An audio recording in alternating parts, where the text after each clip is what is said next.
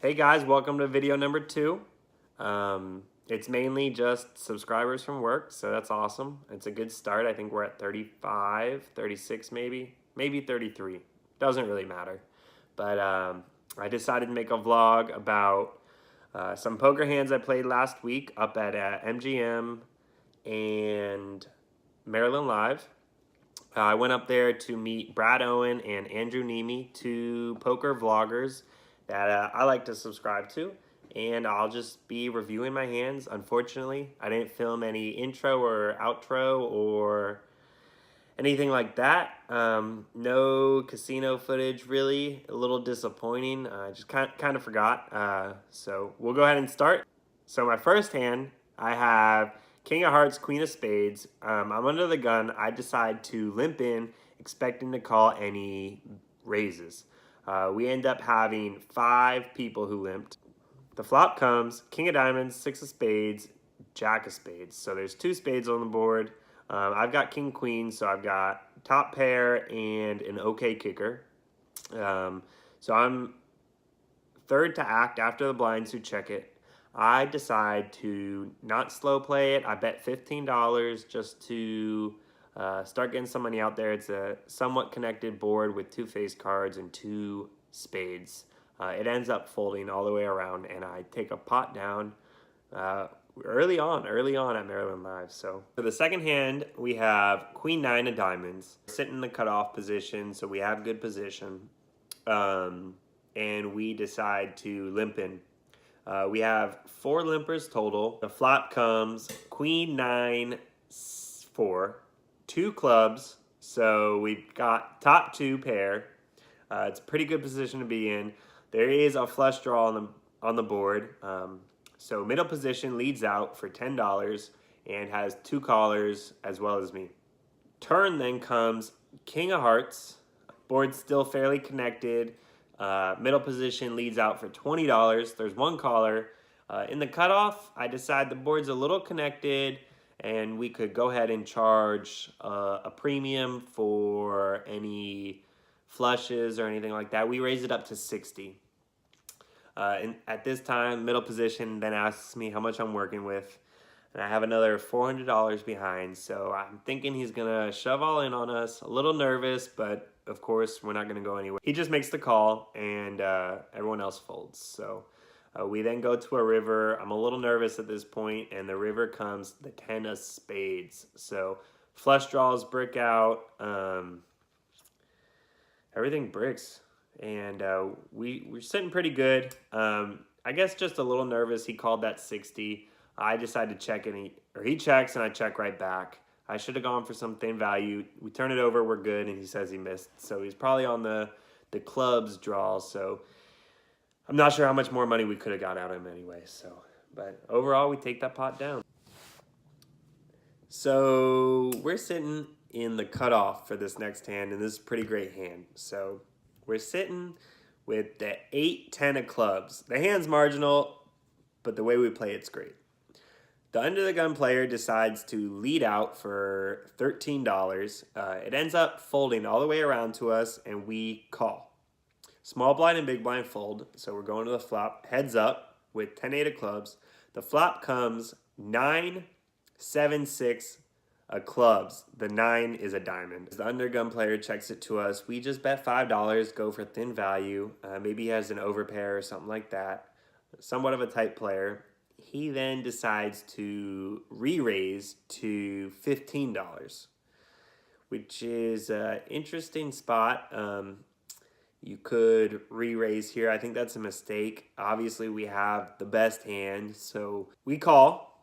So we go to a turn, which is a Queen of Diamonds. So now there's 2 flush draws out there. He decides to check to us. I decide he's got some at this point. I bet $50, so about a pot size bet. And he decides to re-raise us to $100.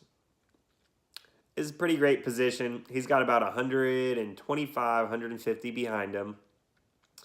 And I decided to shove it all in. I think there isn't too many other choices.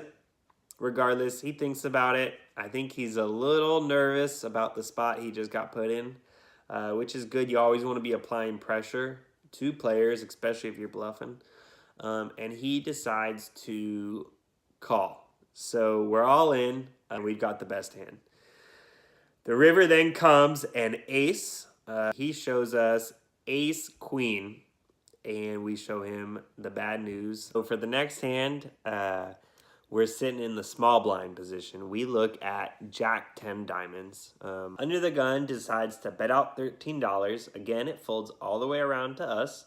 We call, and then the big blind calls too. So we're going 3 ways to this flop. The flop is an interesting one. It comes Jack 10 9. So we flop top 2. There's also 3 out there to the straight. I am now in bluff catch mode. I am not going to bet, but I am not going to fold either. They could have flopped a straight, and we're just going to bluff catch. So I check, big blind checks, and then under the gun decides to bet $25. I call, and then the big blind raises to 60. And this player had just moved seats. He just got stacked. I think he's down 1,000 for the day or something like that. But regardless, nice guy, raises to 60. And then under the gun decides to tank fold. I mean, he thought for a good 2 minutes about what he was going to do. And then I think for 2 minutes. I don't like the situation that I'm in, and I don't like the decision I made. I decided to shove all in. I didn't think completely gone from the strategy I created. Instead of bluff catching, we just shove all in. And the big blind makes the call pretty quickly, so I'm a little nervous. I think I made a mistake here. He's taken some of my money. He's been calling down light, so I think he's got it this time. I turn over Jack 10, and he shows us 9-8. So he's got bottom pair and an open ender.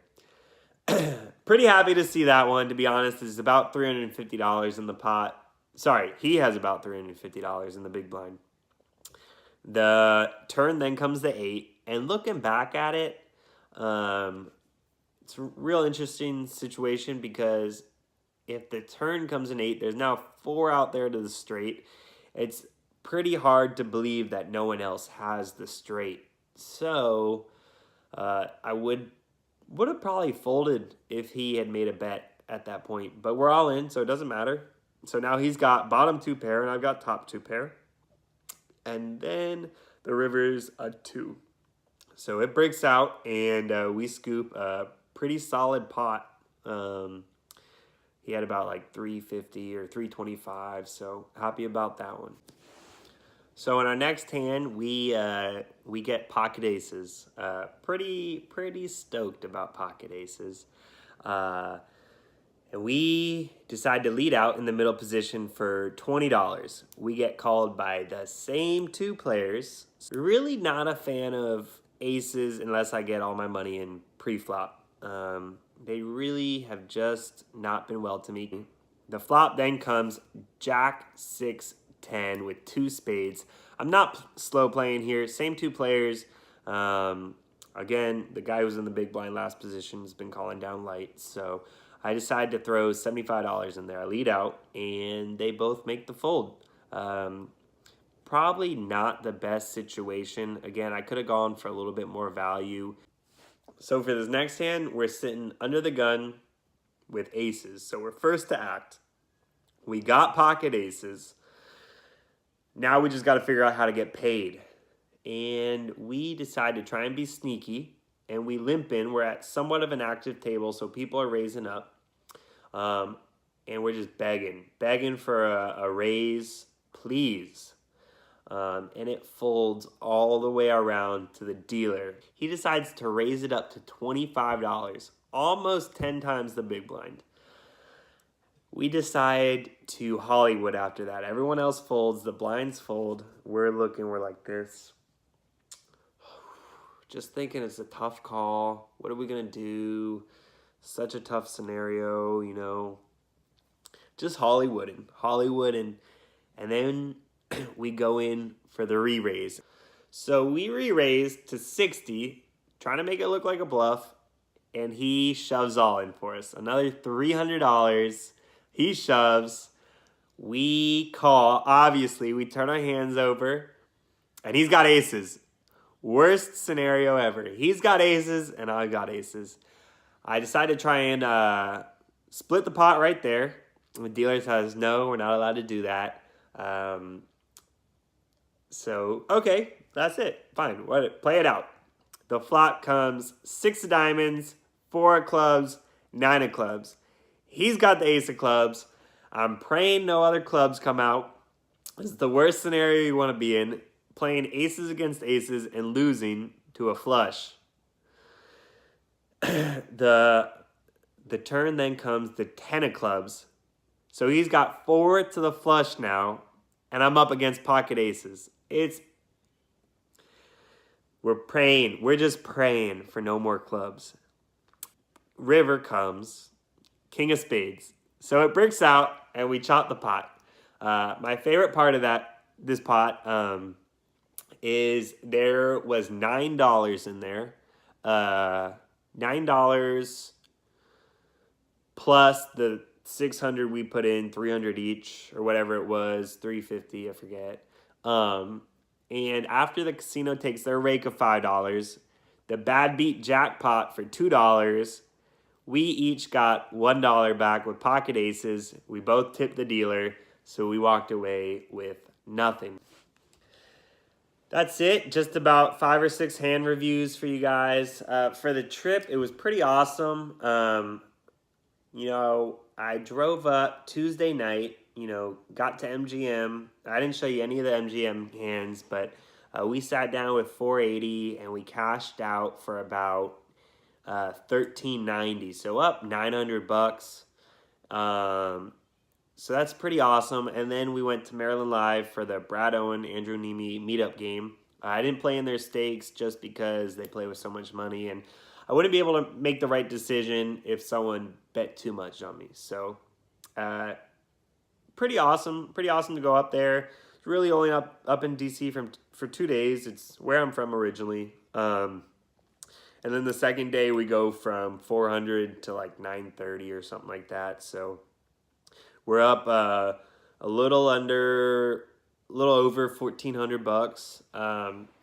Awesome for about 15 hours of playing. And it's pretty crazy. I really only showed you 6 hands from 15 hours. I really wish I had the day before's hands because I was crushing it. But happy to wrap up a win, and such a large win too. And it'll never go this way for us again. I mean, it might, but you got to expect the opposite to happen, where you lose $1,000 in a day, and that just happens. So, but this time we're up, so pretty happy. All right, appreciate y'all watching, and hopefully I can get another video for you out soon.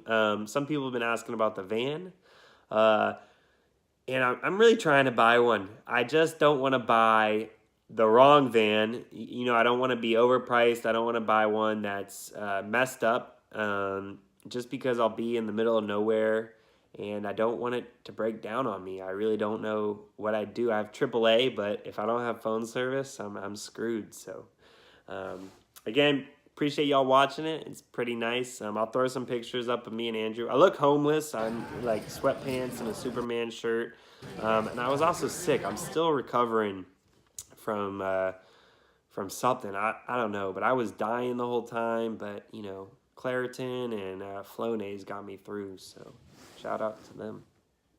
Thanks.